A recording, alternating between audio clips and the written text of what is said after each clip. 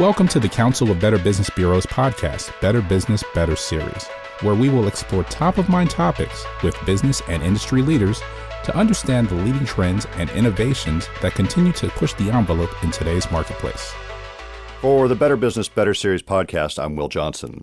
Maimah Karmo is the founder and CEO of Tigerlily Foundation and a 10-year survivor of breast cancer. Following her cancer diagnosis in 2006, she decided to create an organization to educate, empower, advocate for, and support young women affected by breast cancer.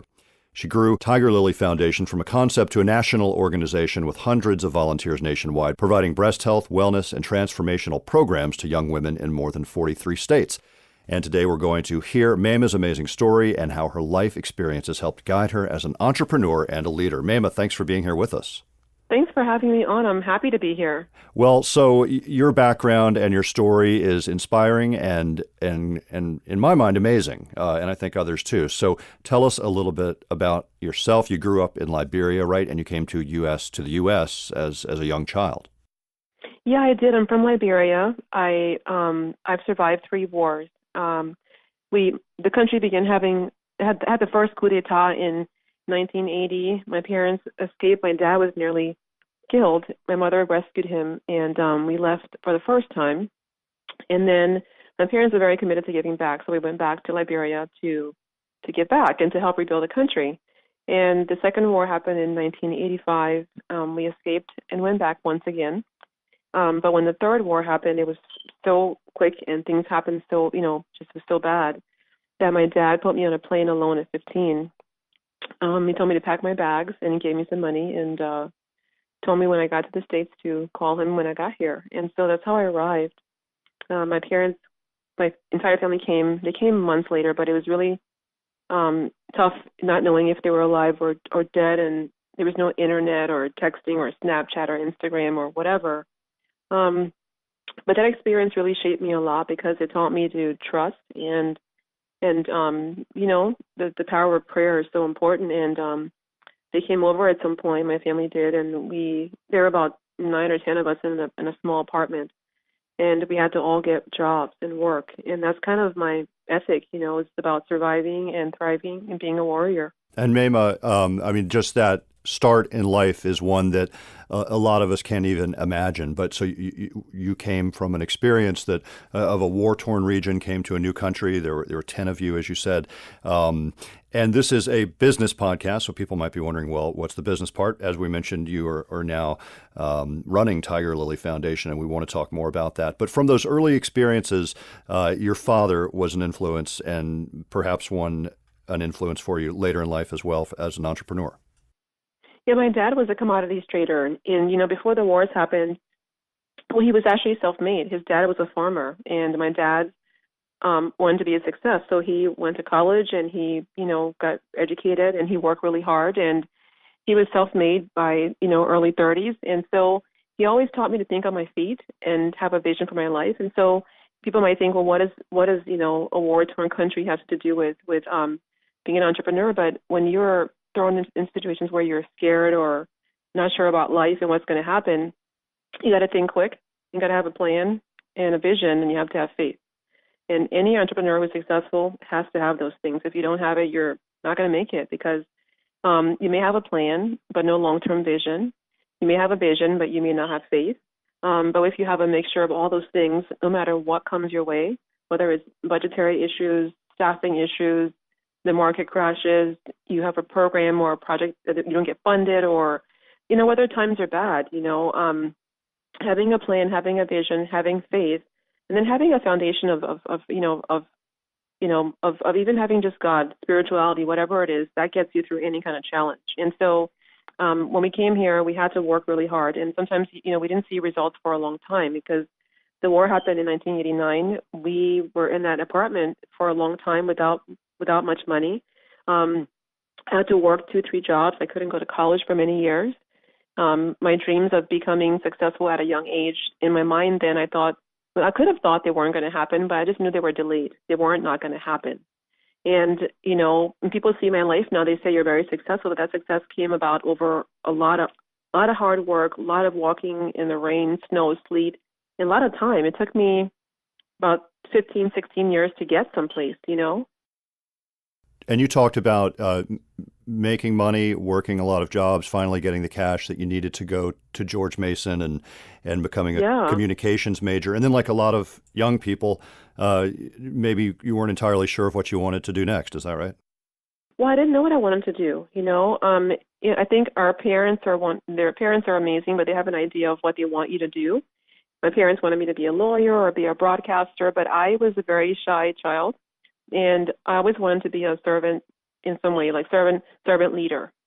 So I wanted to love people for a living, love people, and make a difference in the world, but didn't know how to do that. So when I came to the States and got work, I didn't know what path to take to get to that, wherever that was. What would let me love people, make a difference, and make the world better? There was would I volunteer for a living? Would I join the Peace Corps? I didn't have a clear plan, but I just kind of followed my heart. So I tell people all the time who are young people looking to get into a career, pursue what you love, pursue your passion, pursue what makes your heart skip, a beat. And so I just kept trying different things. I went to school for communications, but I tried different subjects. I had different jobs that let me explore different talents. For example, I had a marketing job. I worked for a law firm.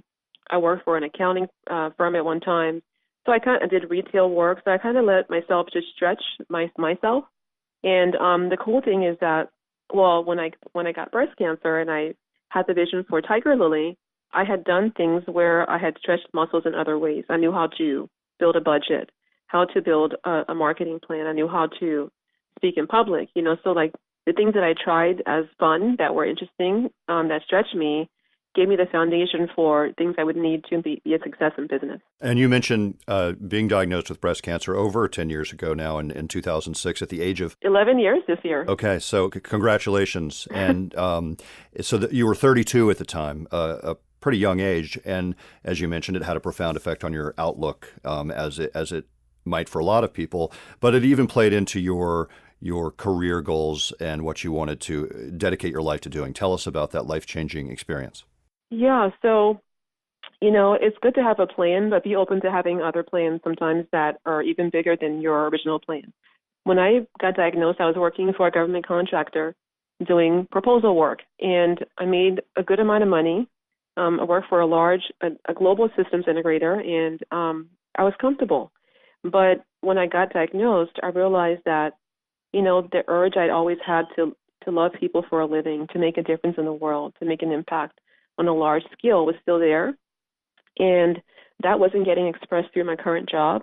And so I found myself working on a blog to give women who were younger a place to go to feel understood, to feel loved and supported. And that blog, because it was a passion-filled, project, grew into a nonprofit organization. I had to learn how to fundraise. I learned stuff because I loved what I was doing. I learned to fundraise, build a board, how to do marketing, sales, and I would say if I was still in my other job, my job that I was getting paid to do and just going to work, coming home from, I wouldn't have stretched myself that much. But because it was a passion-filled project and my heart was in it, I ended up growing to the point where I left my previous job to grow the nonprofit, and now we have 14 programs in 50 states. And it's been 11 years. That's amazing. I mean, the growth is phenomenal. So tell us a little bit about Tigerlily. At the time, there were no policies for young women with breast cancer. Is that right? When you heard the words breast cancer before, you'd think it was women got it at 40 years and over. You never thought somebody in their 20s or 30s. And that's what I was told for a long time. And so when I found the lump, I went to my doctor, and I ended up having to push for a mammogram. They kept saying to me, "You're too young to have breast cancer. You have no history in your family."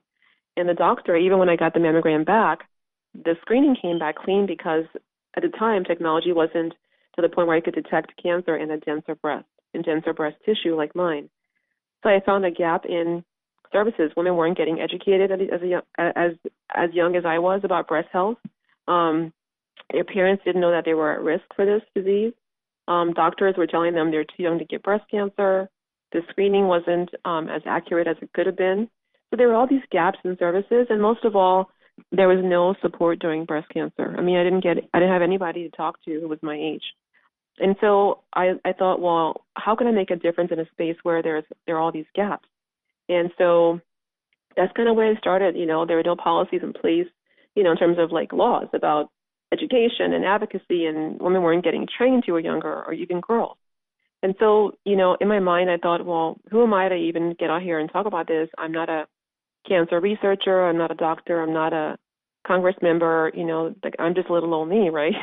But the more I got out there and talked about it and realized the importance my voice had and the impact I can make, the more I began getting out there and talking, and it just kind of grew. And over time, I got to work on two bills that passed in Congress, the Breast Cancer Early Act and the PALS Act.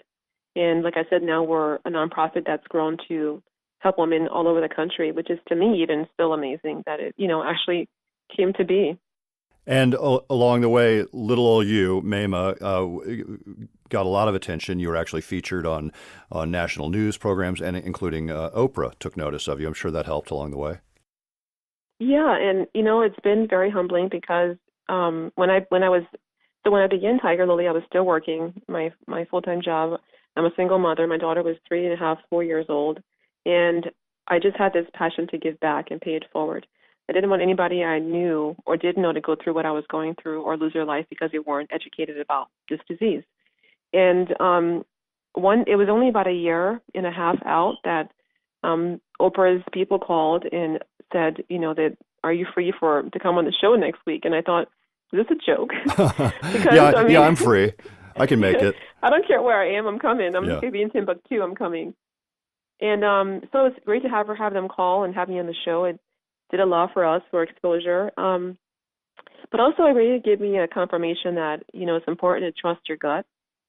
People were telling me along the way, what is Tigerlily? What are you doing? You're wasting your time. You're a single mother. You don't have money. You don't have the resources. You don't have the training. But you know what I had? I had my gut. I had God, and I had a vision for what I wanted to create. And there's a lot to be there's a lot to be said along the way for people who I think find success and follow their mission and their heart, and as you said, in your case, your gut, ignoring those sounds of criticism. You need to balance, what you think is possible and impossible, but hearing those negative voices can slow people down a lot on their path to building a dream sometimes. I mean, like, what if Einstein had someone tell him, like, what's a light bulb? Are you weird? Or, are you, like, what if he had stopped at the first, second, third, or fourth try? What if, we hadn't, had to, and I mean, people have to take risks too. You have to take risks to pursue things that your heart believes in. Every inventor, every major, what about Steve Jobs and the iPhone, the Apple computer, and Bill Gates? I mean, people have to be innovators, and that means trusting your gut. It means trusting in what you don't see and what doesn't even exist yet. So what I saw in my mind didn't exist, but I knew that I was going to build it. And no matter what I was told, I was like, I'm doing this thing, and that's it. And the more I walked on that path of belief in myself and what I thought God has in store for me and other people, the more the path opened up to create what I saw. And so I think in business we can be sometimes very, very linear and concrete. We want to see studies and books and research and all that kind of stuff. And I believe in that, but I believe in making a way out of no way. And that's how I've lived my life. And Maimah, the Tigerlily represents something, right? Represents, our motto is beauty, strength, and transformation. The flower itself, women who are going through breast cancer, they lose what they think are their petals. They lose their hair, they lose their breasts maybe, and maybe their ovaries or ability to have children. The flower symbolizes women's ability to be beautiful, to be strong, and to be transformed during and after breast cancer. Well, Maimah, what you're doing is really amazing, and it's wonderful to hear your story. It's inspirational, and to know that you've come so far in your life, and we really appreciate you taking the time to talk to us today. Thank you so very much. I loved being on the show and had a great time with you. And Maimah, to find more about Tigerlily, tigerlilyfoundation.org, correct? .org, yep. Okay. All right. And if you'd like to learn more about the Better Business Bureau and our podcast, you can visit us at bbb.org. For the Better Business, Better Series podcast, I'm Will Johnson. You just enjoyed Better Business, Better Series podcast. Be sure to tune in next month for a brand new episode. To learn more about our other shows, visit betterbusiness.blueberry.com. That's betterbusiness.blubry.com and subscribe. The thoughts and opinions expressed on this podcast are the views and opinions of the guests, not those of the Better Business Bureau, Council of Better Business Bureaus, or program affiliates. This podcast is for information and educational purposes only and is copyrighted with all rights reserved. This podcast is protected by Blueberry's Terms of Service.